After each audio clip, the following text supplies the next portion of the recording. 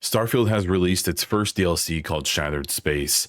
I want to give my fairly quick little review on it, talk about who I think will like it, who won't like it, my general thoughts on it, and just kind of how I feel about Starfield and Bethesda in general. Getting to my general opinion on it is I think this is a good DLC with conditions. If you did not like Starfield, if you played it, only got a few hours in, couldn't get into it, if you never even tried it out, I think you should, but that's up to you. This probably isn't the everyone come to Starfield moment. This isn't Starfield 2.0. And I don't think it was ever advertised to be. And I think that's okay. I think if you liked Starfield, if you enjoyed the story, if you enjoyed the original experience and the experience that has improved over the last year, I think you will like this. If you are someone who couldn't get into it and was hoping that this was going to be, Starfield's Cyberpunk Phantom Liberty moment, this isn't that.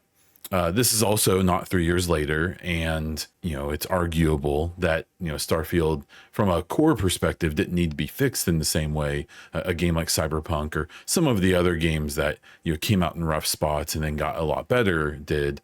I think a lot of the issues people have with Starfield are just kind of core issues, maybe with the Bethesda games in 2024, and are things that I don't think they intended to be different. I would argue that Starfield is very much the game that Bethesda intended on making.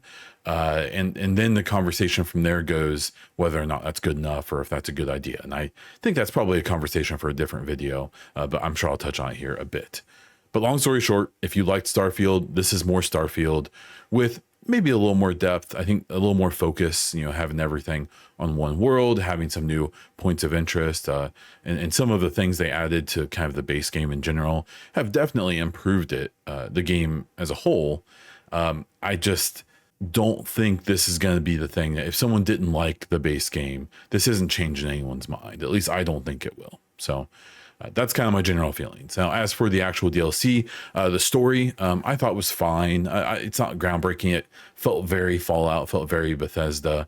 I've seen people who are more into the Elder Scrolls side of things comparing this, or at least it having allusions to Morrowind. The city is very cool and pretty large. I think it feels like the biggest city in the game, and the most fleshed out one.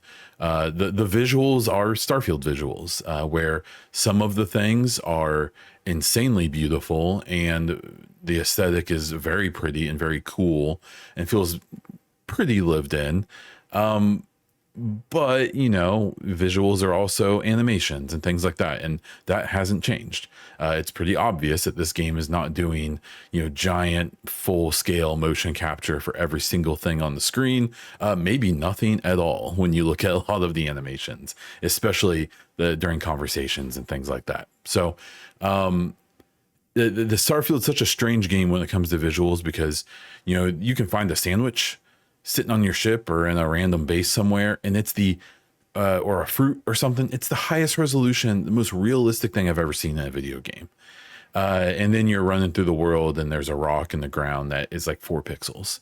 I don't know. It's strange, but it's kind of is what it is. So story, visuals, actual gameplay and stuff, not really adding a ton of new elements. There's definitely some puzzles and stuff that I think are new to the game that they added in here, part of the main storyline, and it's fine.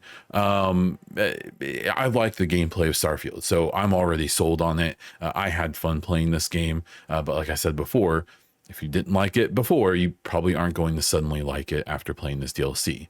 When it comes to length and stuff like that, I basically mainlined the main story, and I think it's around 5 or 6 hours, maybe a little more. It seems like there's another 5 or 6 hours of stuff to do in the game when it comes to side missions and exploration and stuff like that. I just didn't get there. I will argue that the opening, kind of the intro to the DLC, is the most intriguing part of it. You basically travel to, there's a few different places I guess you can travel to, and you'll find a kind of a derelict space station.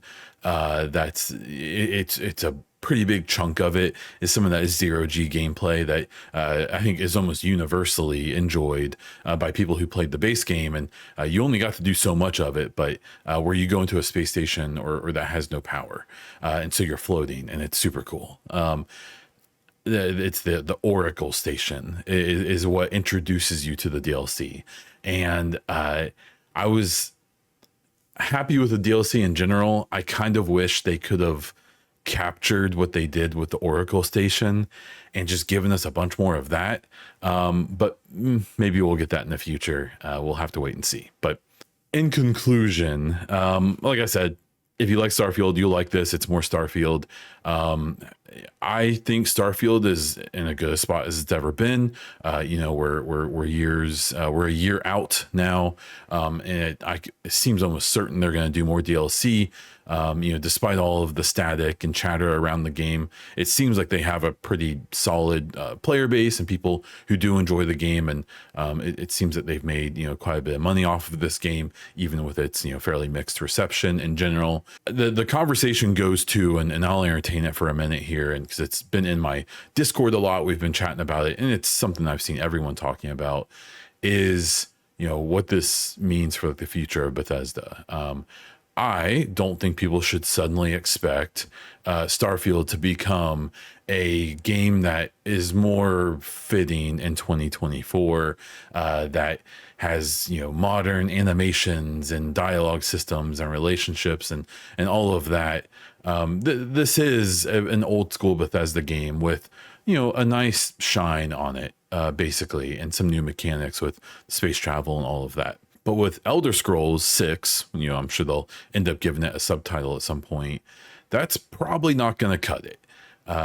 It's very likely that or not very likely, but it's certain that the general gaming public is probably hoping that Elder Scrolls 6 is going to feel like a game, a more modern game for its time. Especially a jump from Skyrim to that, than Starfield does as a jump from Fallout 4 to Starfield, say.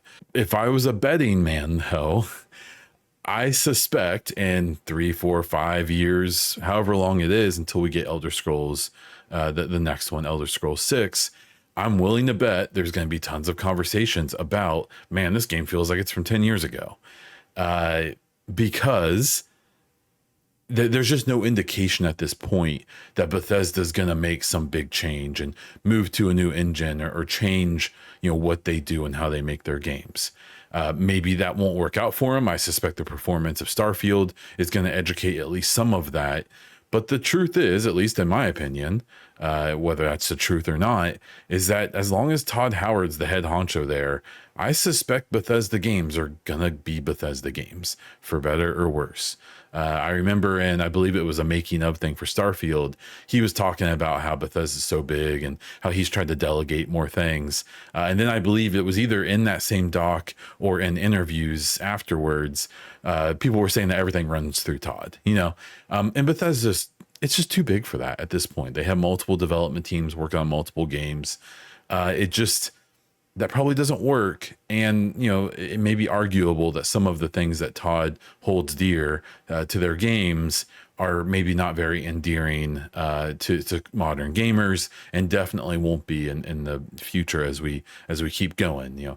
I appreciate the Bethesda-ness of Starfield, and it doesn't bother me. I can either look past it or I straight up enjoy it, but that's not going to work forever. And it's definitely not going to capture new gamers or people who are new to Bethesda games, especially after they've played Baldur's Gate 3 and Cyberpunk and, more than likely Dragon Age the Veilguard, these games that are moving things forward, whether it's in visuals or storytelling or RPG systems. This trick isn't going to go forever. So I'm really, really curious if we see with Elder Scrolls, the next Fallout, maybe a Starfield 2 in the far future when I'm like retired, if we're ever really going to see them move on from this current formula and the things that people either love or hate about Bethesda games. Again, if I was a betting man, I know where I'd put my money, but we'll have to wait and find out. Down in the comments, let me know what you think of Shattered Space, of Starfield in general. Let me know, what you think about the future of Bethesda games and how they may or may not innovate as we would like to see them do it. If you like the video, please hit the like button. Subscribe to the channel if you want more Starfield coverage, Xbox coverage, gaming coverage in general.